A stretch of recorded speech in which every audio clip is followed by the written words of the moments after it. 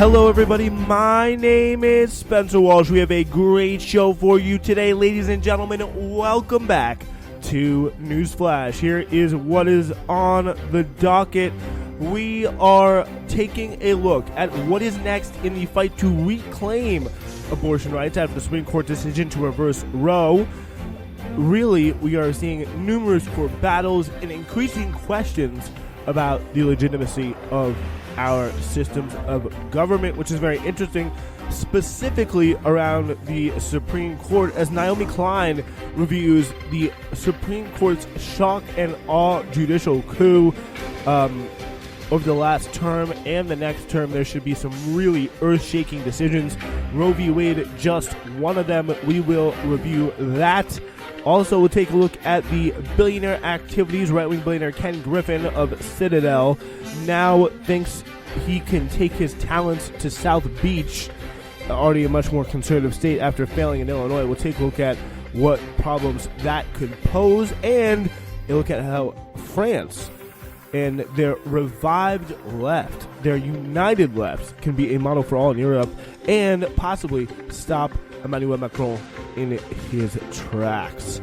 That will be through an interview with Manon Aubry. So that'll be interesting. It's a classic news flash, ladies and gentlemen. So glad you could join us.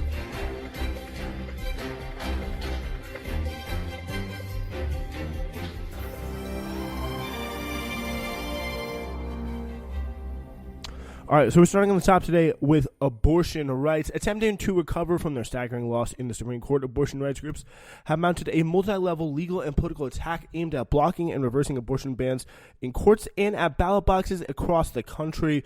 They're gonna have to play, the activism game. The right has pretty much bent the political, the political machinery of America to their will in the periods of 1973 when Roe v. Wade was first handed down onwards, and that comes in so many more issues than abortion. Like, it comes in all these different instances. Like we're seeing, we're going to review or do big picture in a second about the big blows the Supreme Court has been dealing to things, just from obviously with reproductive freedom, but also with concealed carry, even in places like New York State now. EPA regulations going out the window, attacks on the administrative state, attacks on state legislature, or the independent running of elections, and the introduction of partisan state legislatures into the process here. Those are all things that are going to be incredibly scary to watch over this period. And the question is, will people have enough of a sense of urgency, or will people continue to kind of do these same court battles that we are seeing in a court that has, increasingly been stacked by a political party that is just fundamentally, the only functional one in this country today, the Republican Party, as the Democratic Party has fundamentally failed to stop them, and is going to make all these, whatever, Planned Parenthood or any other type of fight that may happen, it's going to be very, very hard to successfully accomplish now. In the week since the court overturned Roe v. Wade, litigators for abortion rights groups have rolled out a wave of lawsuits in nearly a dozen states to hold up bans triggered by the court's decisions, with the promise of more suits to come. Definitely, a time game. The one thing, the unfairness of the judicial system is certainly one thing, but it is kind of only really matched by the slowness of our judicial system at all levels.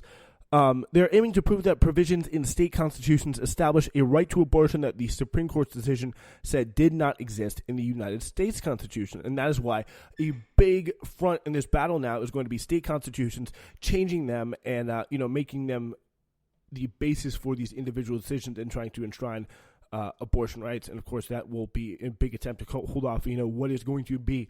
And I'm sorry, if you're not expecting, a national abortion ban, if and when the White House is taken by Republicans in 2024, you are just completely asleep at the wheel and should just, what is the point? Like, why are you even following politics if you're just going to be this kind of just daft about the reading what is going on and processing the world around you if you choose to follow it?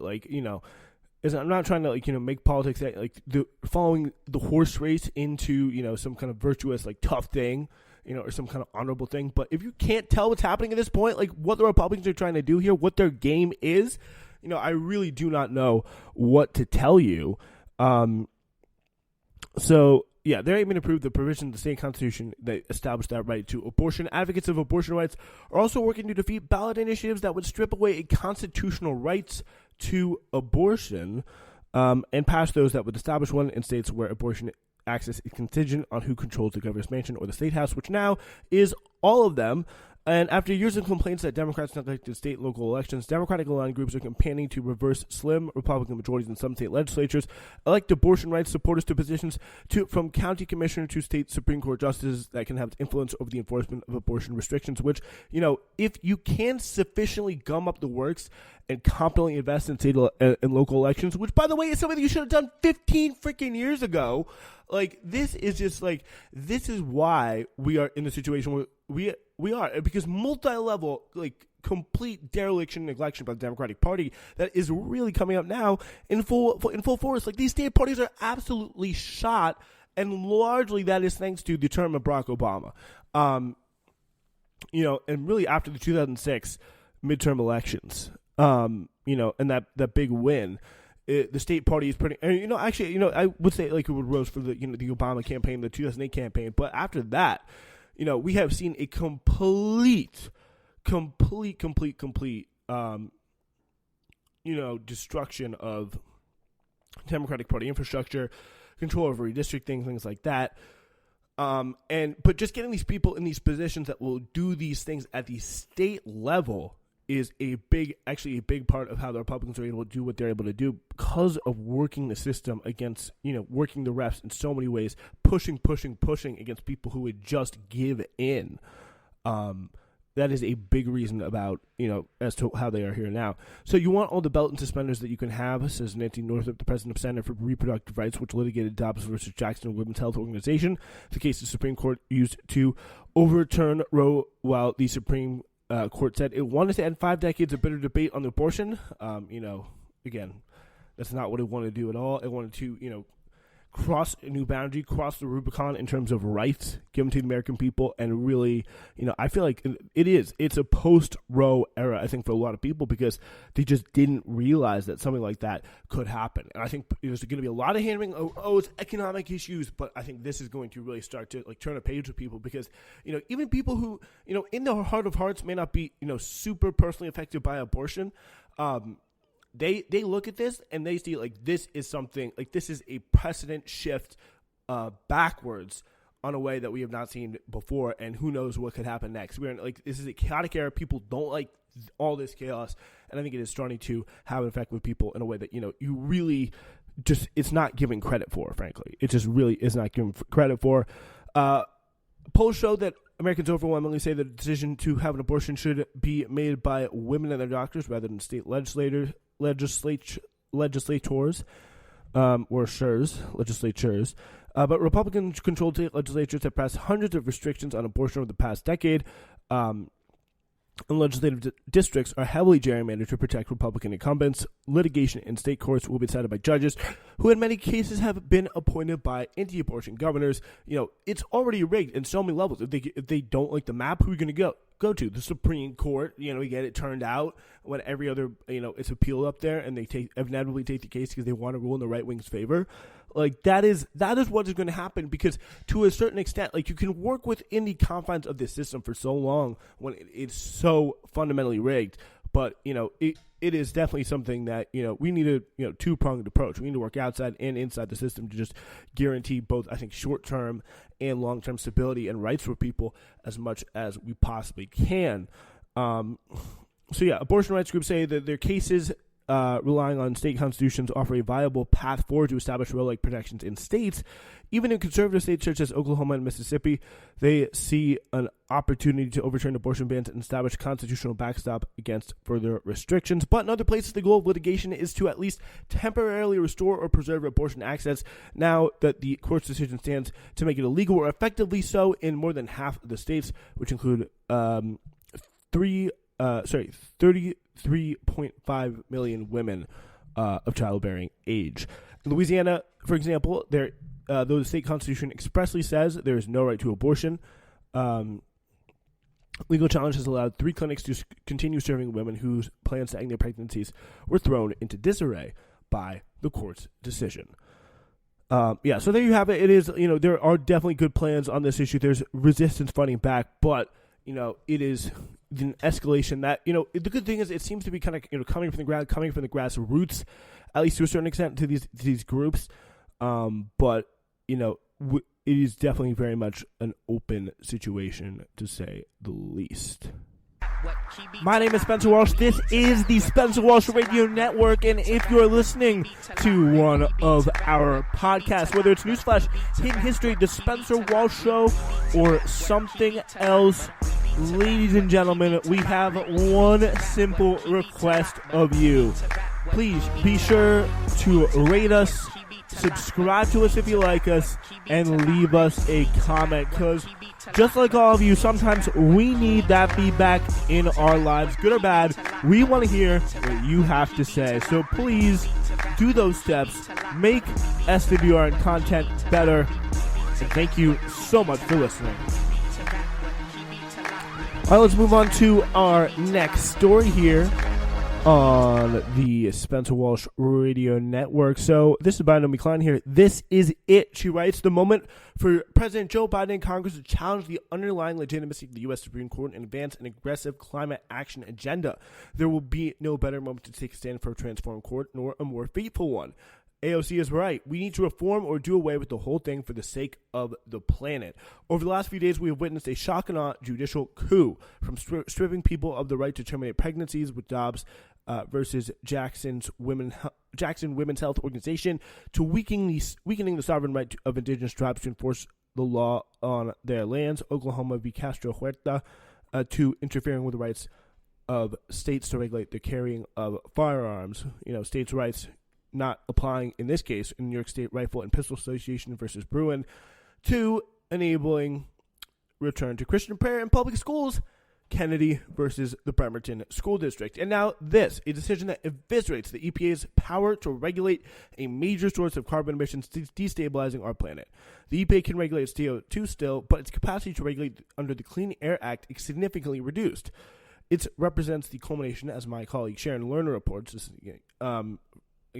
Naomi Klein writing this in The Intercept, of decades of plotting against the environmental regulations by Koch Industries and the Lever. As the Lever has reported, the entire court has been shaped by a dark money bankrolled judicial crisis network, which is slowly gearing up to toast the bountiful return on their patient investments this July 4th weekend. And it is so, again, one of the scariest things about all this stuff here is that we are supposed to be for the survival of the planet, we need to be going forward on these issues. We just cannot be going backward at this moment. And we are just seeing right now, and we're just seeing the just collapse of the, normal way, the normal American structure of doing government. And that is something that is just really kind of an incredible situation. So, Klein writing here, Biden came into office promising an all-of-government approach to the climate crisis. It was a defining issue for the Democratic Party primaries and a winning issue for Biden in the general election. Why? Because voters are now fully engaged with the climate crisis, and they reliably are most engaged in the summer when our warming world speaks loudest. But last fall, Biden let Senator Joe Manchin push climate action way down his political agenda, and suddenly we stopped hearing much about it at all. I suppose the smartest guys in the room thought it was starting to smell like defeat. Thanks to great advice like that, Biden managed to demoralize much of his base, and some of his best appointees on the issue actually resigned because there was no real progress being done. There was no incentive or leadership coming from the top to keep going on all these issues, because when you package everything together and you put all the the controversial stuff in one bill and don't put it with any necessary stuff that people actually want, we've spent the entire, I feel like every single show I did literally in all of 2021 was about this. About how there's going to be no chance or shot for any kind of infrastructure bill or anything like that. And, we how we saw it coming until it finally failed at the end of the year. It is really clear that there is just no governmental momentum, or at least at the federal level. And the federal level, things are just people are rapidly losing power. And when it comes to these big environmental fixes like this, states just cannot go at it alone and be anywhere near as effective as we need. So with the court's EPA ruling, Biden now has a chance to put climate back at the top of the agenda. He should seize it. As Justice Elena Kagan wrote in the dissent, the court appoints itself instead of Congress or the expert agency, the decision maker on climate policy. I cannot think of many things more frightening. Again, really what this is it's a coup. It is a coup by the Federalist Society Judicial Crisis Network Supreme Court to essentially have what amounts to what in real terms is about 30% of the populace, and that's stretching in a lot of these issues, to have a complete veto-proof power, or complete veto power on all of our foreign policy, domestic policy, all that. So, yeah, it's really quite a disturbing situation. A great many voters, if the stakes are clearly expanding, kept top of mind through consistent messaging, will agree, I think, with Kagan's sentiment. Like, they don't want the Supreme Court. They don't want these people who, I think less than 30% think are legitimate will agree here. I mean, in fact, no issue gives the Democrats a platform for a more powerful or more unifying net message than the Supreme Court ruling, both radically to reform the court and communicate the dire urgency of the climate crisis and the need for bold policy. But there is because again, the Democrats are not a functioning political party. There is no infrastructure here that is built to carry out this task. Like, if this was Republicans, there was some kind of, equivalent situation, or any kind of party that was connected and knew how to push a message out to, media organs to reach the people it needs to reach, they would be seizing on this situation, especially with the crisis, the multifaceted crisis this, poses to, their power structures, but way, way, way more importantly, the planet here at large. And the ability of the government to have any shot at getting this thing under control, and we finally come to the realization, finally come to the senses, and realize the fact that the market transformation to green energy is a joke. It's not happening fast enough, and if we abide by it, or whatever the hell the Supreme Court has planned for us, a reversal in a further entrenchment in greenhouse gases because of the nature of energy prices in the current moment or whatever, is very, very dangerous. Very, very dangerous. So, yeah, so the first rule of an emergency is that you do what it takes to end emergency and get to safety. You don't throw up your hands because the task is too hard, and you certainly don't let a gang of unelected, lifetime appointed political operatives, several of whom only have seats because of trickery and lies, get in your way. The Democrats' base would take tremendous heart from seeing this kind of emergency funding response, and it would be the most meaningful for young people, many of whom are just being able to vote and are literally fresh. For example, me, literally that's who they're talking about here, people like me. They have not been able, have not seen the government do anything positive for them, have seen a series of compounding crises. The government has essentially, literally done absolutely nothing except let them continue to fester and compound, and again, the incentive goes down to vote. I mean, there has to be a positive case here, and the Democrats just don't seem to be able to offer it, to mobilize, to offer it, because they can't mobilize anybody. This extremist court has positioned itself as an advocate for the youth, children, and the unborn, from abortion to school prayer. Its willingness to light the future on fire for all kids alive today, and yet to come puts the lie to this absurd claim. If the Democrats turn the EPA decision into a pivot point, not just for speeches and poems and yoga poses, but for decisive action and defense for the future, it would upend the debate. They should, moreover, connect the dots between the individual rulings and the underlying logic. For several of these justices, their casualness about the climate apocalypse is inextricable from the Christian fundamentalist takes on abortion and prayer, and soon given the chance, gay marriage and trans rights. They aren't worried about the world burning because they think we are in the end times. Their faith will protect them, and failing that, their wealth and their guns will. That is certainly a belief of a huge segment of the population. Some people in more powerful, way bigger than what people would think, although, it's not like a majority or anything, and these people are in places of high positions of power. The rolling judicial coup coming from this court is by no means over. Next term, the Supreme Court will hear a redistricting case that could well make it far easier to concoct a legal pretense for overriding the popular vote in elections in favor of state-appointed electors, the very thing Donald Trump attempted but failed to do because enough people were afraid of ending up in jail. And, this time, who the hell knows?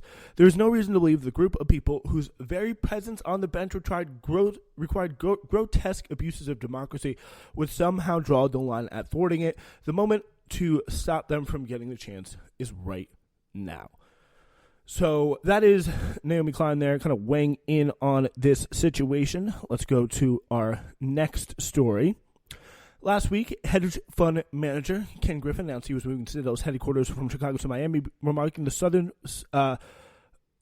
Florida city is a vibrant, growing metropolis that embodies the American dream. So, this guy is pretty much a vulture capitalist through and through, hedge fund manager of Citadel. He was one of the people actually who I believe was most hurt by the the GameStop situation, but of course he is still fine.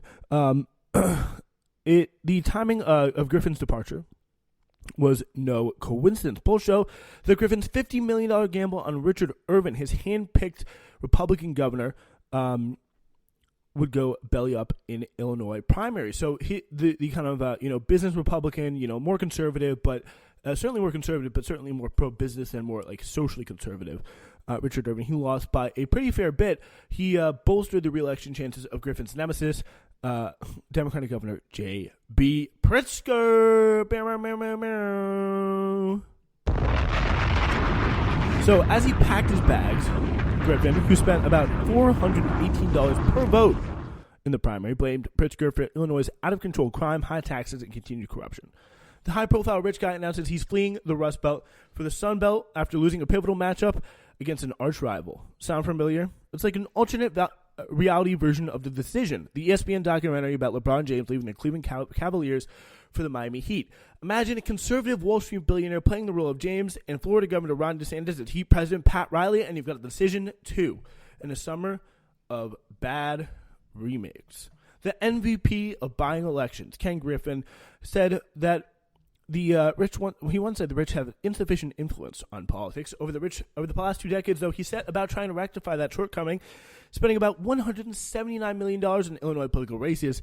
The Citadel founder seriously began playing Kingmaker in 2014, spending $13 million to get his plutocratic pal, Bruce Rauner, who nearly bankrupted the state, if I remember correctly, into the governor's seat. The following year, he swooped in to save the sagging campaign of Rahm Emanuel from candidate Jesus Chuy Garcia with a $1 million donation, solidifying Rahm's reputation as mayor 1%.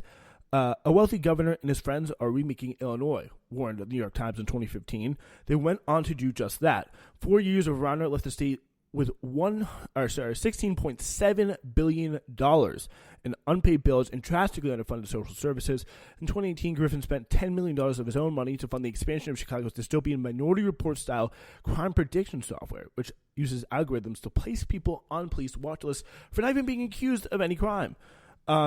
Conservative activists finally met his match in 2018 with J.B. Pritzker, the good version of him, who just so happens to be a lot bigger, who, by the way, I think is, probably the best person in the Democrats field that they have to run for president. He's like a big guy, not an intellectual, gives off he's kind of a homey vibe, has, the political will to actually say what he's going to do and pull off these moves like this that very, very few people in the Democratic Party can actually do today, which I think is very interesting. So it's a very rare instance where billionaires stop hiding behind kind of cutouts and come into the open. And J.B. Pritzker, he did that here. He spent his own millions to unseat Rauner.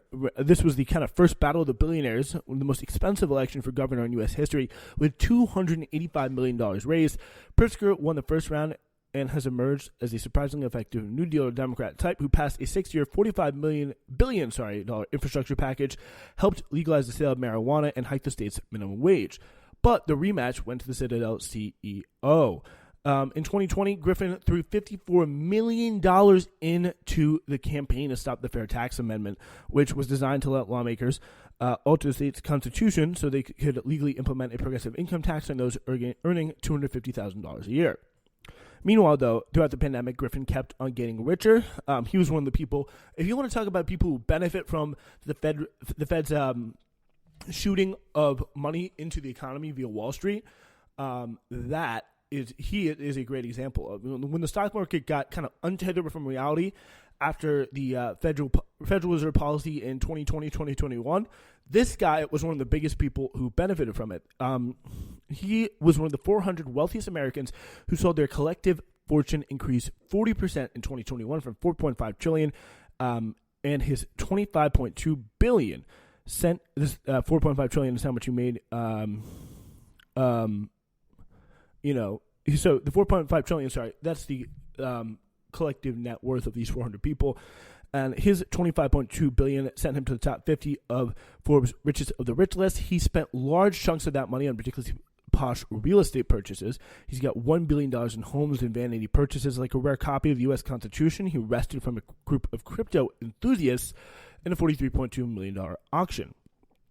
But Griffin has plenty of moolah left to spend in the third billionaire battle royale against Pritzker, this time over the governorship. The hedge fund donated $55 million to fund the campaign of Irvin, a relative unknown Republican mayor of a Chicago suburb, to beat Pritzker in November. It was the largest amount ever given to a single donor to a candidate in American history, according to a report by the Center for Media and Democracy. So this is kind of a really interesting battle here. Meanwhile, Griffin kept dropping hints about his impending departure from Illinois in order to browbeat Chicago Mayor Lori Lightfoot and others into doing his political bidding, because pretty much like the only two people who matter in New York or Illinois are the governor and mayor of Chicago. Lori Lightfoot is just she ran being progressive, but she pretty much turned into a more identitarian version of Rahm Emanuel, who pretty much hates public schools, loves police, and instead of just yelling at people and swearing at people all the time, now she just complains that all the criticism she gets is because she's a lesbian black woman as the mayor. Like she just goes around Chicago like a little goblin, just yelling at everybody and terrorizing her staff and whatever. Just a really, really awful person. So this sets up the race. Lori Lightfoot kind of a pawn in the situation, to the grand designs of the would-be king of Illinois, Griffin here. So he followed through on his threats. Then, with less than a week before the June primary, with polls showing Irvin pulling 10 to 15 points behind Darren Bailey, a MAGA-friendly state senator. So what we see here is the kind of pro-business, more, chill Republican, but more, blood-sucking capitalist Republicans just kind of had their plans eaten up by somebody, the hedge fund types had their plans eaten up by MAGA and Darren Bailey. Pritzker and the Democratic Governors Association spent tens of millions of dollars supporting Bailey over Irvin, calculating the politician who co-sponsored the new Illinois legislation calling for Chicago to secede from the rest of the state to become America's 51st state. Wow. Would be too radical for Illinois voters. Faced with the possibility of watching his arch rival dunk in his face on election night, Illinois' richest man basically said, "You didn't beat me, I quit." With the $363 million purchase of a South Florida waterfront property, Griffin signaled that he was, as LeBron James put it all those years ago, quote, "taking my talents to South Beach," unquote. Local media has been really sad over over Griffin's departure. The Chicago Tribune called it a warning sign of trouble, a city and state that need to pay more attention to its sagging identity as a global city. Again, this is just, it's just so weird. The idea that Ken Griffin's Citadel makes Chicago a global city is just so sickening. But Illinois did not need Griffin to succeed. He's no MVP, just LeBron. Okay, maybe James Harden, of making billions of dollars on Wall Street and spending that fortune mainly on himself and his own retrograde right-wing political fantasies. So that's pretty much all you really need to know, I think, about the key things to understand about him. He's going to probably go down there and have a grand old time supporting somebody out there like Ron DeSantis, who would be a perfect foil to the MAGA type people that beat him in Illinois. If they were to ever try to, launch a more concerted political effort to root out MAGAism of the Republican Party, kind of as impossible as that may sound, or co-opt it in some way and try to become the driving force of direction, making that someone other than Donald Trump. It's hard to say how much the January 6 hearings have damaged that guy, but, I'll believe it when I see it in terms of his, much predicted downfall. So that is something to be said there. And with that being said, that is actually all the time that we have for you today. Thank you so much for listening. Really hope you enjoyed the show. We will be back on Wednesday.